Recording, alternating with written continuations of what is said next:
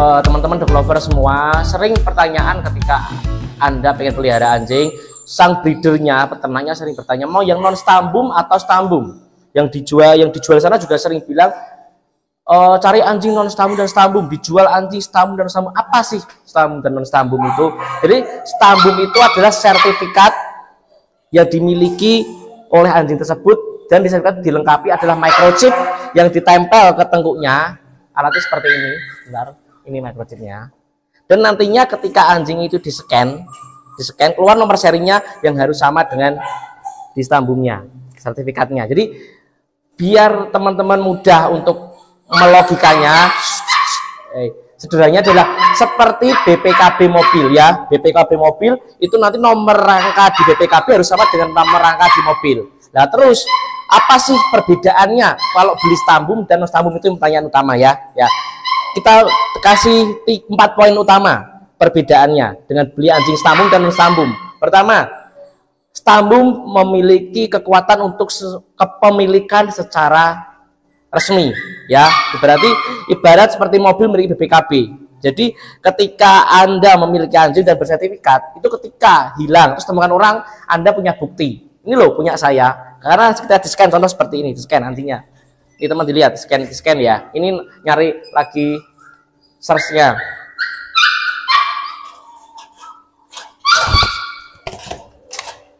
Terus bentar. Yuk.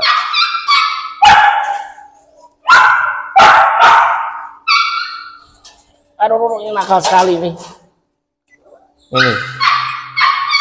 Ini keluar nomornya. Nomornya 848 belakangnya. Ini lihat 848. Ya. 8. Terus ini sama kan dengan ininya. 848. Nah, jadi harus sama. Jadi ketika Anda ada buktinya. Jadi apa namanya, kita pindah tempat dulu aja ya teman-temannya ya. Nah, apa namanya, memiliki nomor sama. Saya lanjutkan. Nah, terus stambum itu yang menerbitkan siapa loh? Di Indonesia tuh banyak organisasi semua berbadan hukum yang menerbitkan. Kita pakai yang Perkin, tapi di sana ada namanya IBC, ada ICKC, ada Aksi. Nah, tapi saya kiblatnya ke Perkin dulu aja ya. Nah, terus apa namanya? Jadi ketika Anda beli anjing stambum tiba-tiba hilang, itu ada bukti kepemilikan. Itu poin 1. Poin kedua, bedanya kalau beli anjing yang ada stambumnya adalah keaslian adalah dijamin, pure breed, tidak kecampur yang lain. Karena banyak kasus pas kecil belinya, wah ini anjing ras lucu jenis golden retriever, ketika gede jadi T-Rex. Nah itu sering terjadi ya, sering terjadi. Karena tapi kalau Anda berstambum, ketika itu besarnya loh ini kok tidak asli nih, ada warna yang menyimpang, ada anatomi yang menyimpang, Anda bisa komplain ke kantor Perkin. Ya di situ dilihat, wah ini berarti ada kecurangan di situ, langsung ditindak.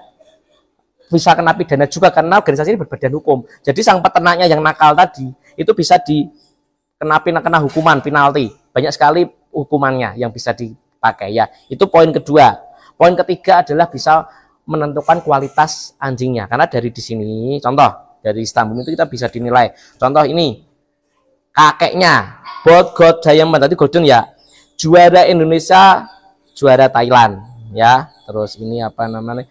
Terus ini juga ini contoh impor dari Brasil. Bapaknya siapa, ibunya siapa. Jadi kualitasnya bisa dilihat dari stambumnya. Gelarnya apa juara? Seperti kalau manusia kan kalau akta kelahiran itu sama akta kelahiran. Lah itu apa namanya? Kurang mendetail ya. Enggak tahu bapak ibunya gelar. Kalau anakmu gelarnya bapak ibu enggak terlihat. Bahkan gelar pendidikan aja enggak ditunjukkan di akta. Tapi kalau stambum lebih mendetail ya. Terus poin ketiga, terus stambum bisa menjamin adalah namanya poin 3 ya. Poin 3 itu apa namanya? Bisa sebagai untuk urusan birokrasi. Contoh mau dibawa ke luar negeri. Itu sekarang harus bermicrochip dan memiliki silsilah ekspor ya. Itu ke luar negeri. Contoh mau buat ke ring show. Nah, itu poin ketiga. Mau perlombaan tingkat nasional harus ada stambumnya. Terus poin keempat yang terakhir adalah bisa sebagai buat apa namanya? Mengecek usianya, detailnya. Jadi kalau Anda beli anjing sudah terlanjur besar ya, 1 tahun. Kalau orangnya penjualnya ini loh udah baru usia 2 tahun, padahal udah 7 tahun, susah loh ketahuan kalau dia orang yang tidak paham anjing, tidak bisa ngecek gigi, warna bulu. dia tidak bisa tahu. Tapi kalau ada stambunya bisa ketahuan ya anjing dia usianya seperti apa. Karena ada orang banyak beli anjing sudah dewasa buat jaga kandang, buat kebutuhan karya guna, banyak hal. Nah itu poin pertama. Nah terus kalau sudah stambu wajib begitu pentingnya, berarti jangan dong beli non stambu. Jangan salah, beli non stambu tidak masalah ya. Karena kita bicara secara peternak itu kita buat non stambu itu kadang memang disengaja. Pertama disengaja karena supaya harganya terjangkau lebih murah. Karena kan tidak perlu bayar macam-macam.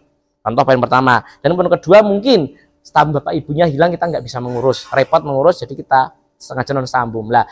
Terus cara amannya bagaimana non sambum? Contoh cara amannya supaya tetap beli aman, beli nanti kalau itu barang curian gimana atau hilang, oh jangan salah, kalau itu nggak ada suratnya dari awal, tidak akan orang bisa ngeklaim anjing tersebut juga, kan nggak ada microchip, dia juga nggak punya stambumnya, jadi tetap aman ya. Terus poin kedua supaya takut nggak kena anjing di sini, kena anjing curian. Tidak kena anjing curian, belilah dari peternak yang recommended ya, breeder yang recommended.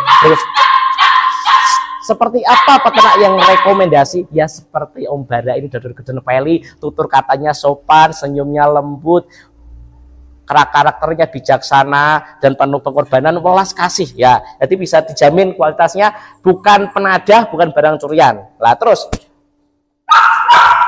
poin utama, kalau beli sambung nanti dapat enggak pure breed, tidak asli. Wah kecilnya anjing golden, gedenya tirek apa singo gurun, apa malah jadi belinya kecilnya French bulldog, gedenya jadi celeng. Wah bisa resiko kalau kamu beli orang sama sembarangan. Tapi kalau di sini terjamin, karena kalau ada bapak komplain ke saya peternak, ini misalnya kayak gini, pasti kita langsung nggak akan berani melakukan seperti itu, karena kalau Anda beli ke peternak yang recommended. Itu contoh tadi. Terus dan jika memang tidak bisa menemukan peternak recommended tapi suka anjing tersebut, belilah anjing yang tidak beresiko. Contoh, banyak jenis-jenis anjing yang memang ada kalau kecil itu kayaknya asli, gede itu meleset itu sering banyak. Contoh Labrador. Itu kecilnya biasanya Labrador, gedenya sering meleset. Jadi sering penipuan di jenis-jenis ras tersebut. Doberman, Herder, Rottweiler itu kecilnya mungkin bagus, padahal itu kadang mix sama Jawa, mix sering meleset. Jadi kalau Anda tidak punya kemampuan untuk menganalisa, jangan dilakukan. Tapi kalau contoh brand Husky itu kalau dia pure tidak asli, itu sudah ketahui dari awal, kelihatan sekali. Jarang ya udah itu sudah Pak. Ini contoh ini loh, tanpa surat ini.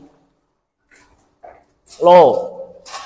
Ini bagusnya kayak gini.